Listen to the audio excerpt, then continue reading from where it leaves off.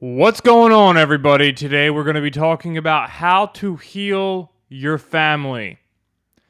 The family, the closest realities to you in your life, can be the most difficult when it comes to wanting to heal them, right?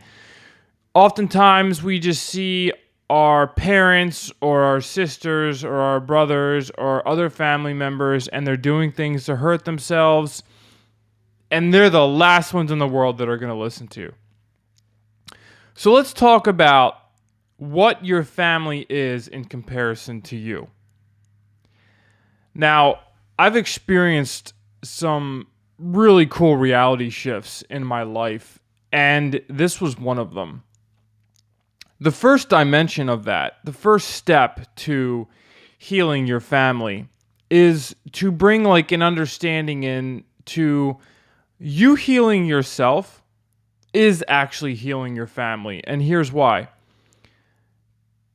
Our parents, grandparents, the generations before us, they had to live a particular way to survive. Things aren't like that anymore because the energy is becoming more open, it's becoming more fluent with everyone. We're becoming more as one. We're in the age of information, and if for those of us that choose it, we're stepping into unity. We're stepping into oneness with the earth, with each other. And our parents never had the time to step back. Our grandparents never had the time to step back and dive deep into their life, like who they are, to have these type of conversations and thinking. It was survival. You know, my grandparents personally, they lived through some of the hardest times in history. And my parents had, me at a really young age.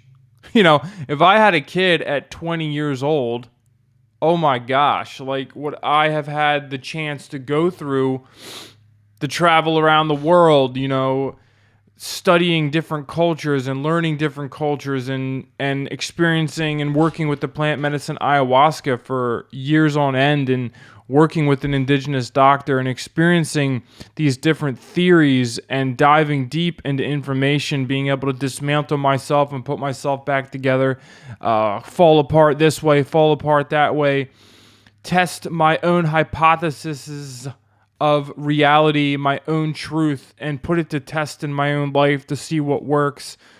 Oh, this really fucked me up. That I'm not going to keep doing that anymore. If I would have went and had kids at such a young age like most people did, especially in the generations before us, I wouldn't be the person I am now. I'm a seeker. I seek far and wide, and I am my own personal experiment.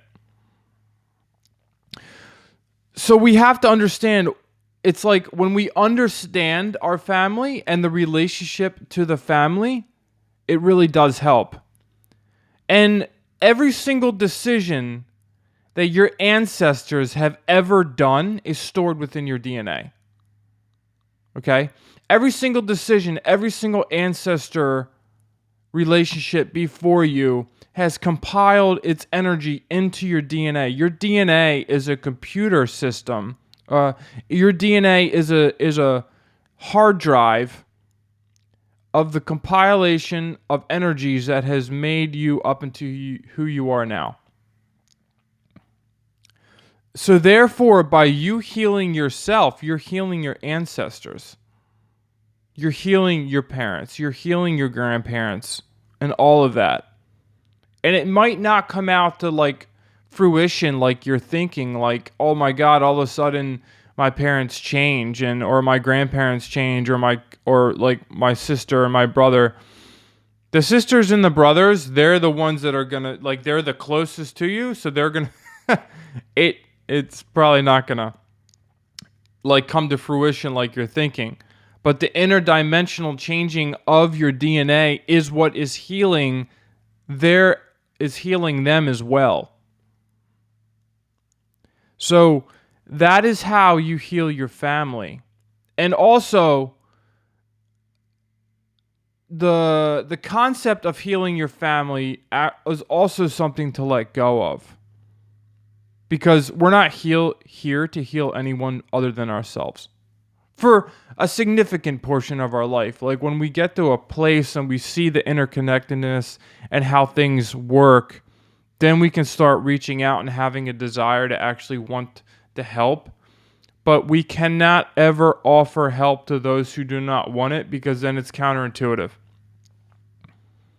Especially our families are like the last ones to listen to you.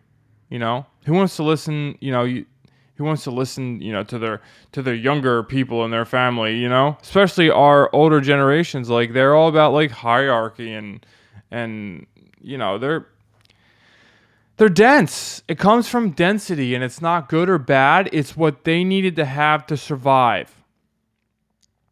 They have paved the way for my generation and the generations after me to let go of that density and that fight or flight.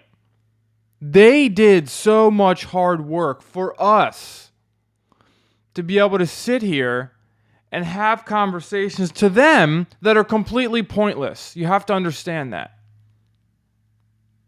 How much of the way that we are living now makes no sense to them at all. Because it's all about survival. These new cultures that are forming about people that are just living in a van their whole life, happy as a butterfly on a flower. These communities all over South America and all over the world that are just these little communities, and people are living in these little huts and they're frolicking around eating fruit all day, just loving life, and they're raising kids they don't want anything. You have to understand what it took to be able to get to that point. It took a lot of letting go of the 3D programming, but that 3D programming, they had to go through that for us. So when we express our gratitude at night, it's so important to express the gratitude for our ancestors and for, really closely what our parents and grandparents, great-grandparents have went through. My grandfather lived in starvation camps from World War II, was a ranger in the Korean War, lived through some serious hard times. My grandmother too. My other side of my grandparents, my grandfather's an immigrant coming here. My other grandmother, they worked so hard to raise their kids in density. And then there's the religion too. That's just beaten into everyone. That was a really hard one to let go of for me. I don't know about anybody listening, but religion is a hard thing to let go of. It's deep in the psyche. Ever since we are born, fear is pushed into our being. That's in our DNA. You have to understand, not necessarily the religion, like the words, 1 + 1 = 2, like the details of it, but the fear and the control. And now, I'm 34 years old, and there's some kids coming onto the planet now. Like I have some conversations with like 20-year-olds, 22-year-olds, and the stuff that's coming out of their mouth, I'm like, where's that coming from? They have no life experience to lead them up to what's coming out of their mouth.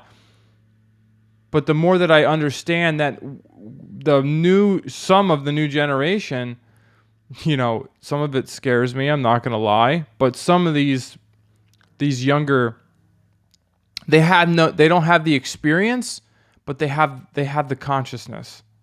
They're speaking things that I had so much experience in order to say some of the things that come out of my mouth.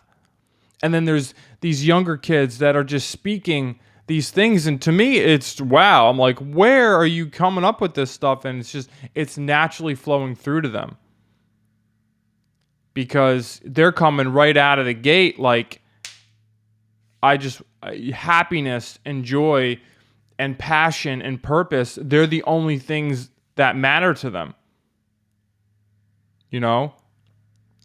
But that is high vibration. That is going to bring in what this planet Earth is moving towards right now, because it's the only way.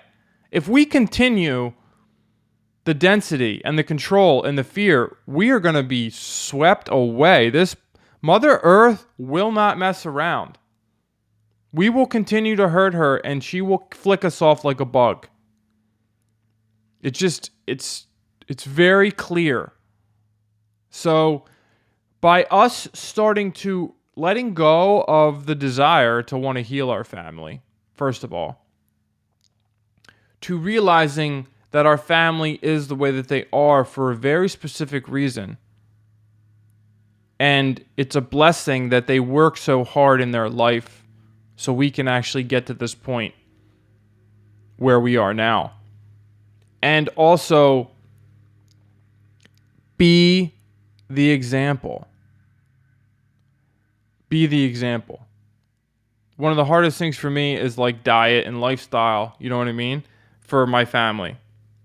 Because I see them, illnesses come in and things like that. And I'm a health practitioner. So I know so many things that could help them, and like simple lifestyle changes that's so ingrained in them that like breaking that loose is almost impossible. You just got to let it go. And eventually, a crazy thing happened in my life where my parents actually were like, you know what? They asked me for help on changing what they were eating. They actually realized, this sounds nuts, but it's the truth. They realized that food actually makes them look and feel the way that they are looking and feeling. I mean, do you know some of the older generations, the last thing in the world that they would change is what they're eating? It is like you try to change what somebody's eating on a regular basis and they just want to punch you in the face, especially some of the older generation.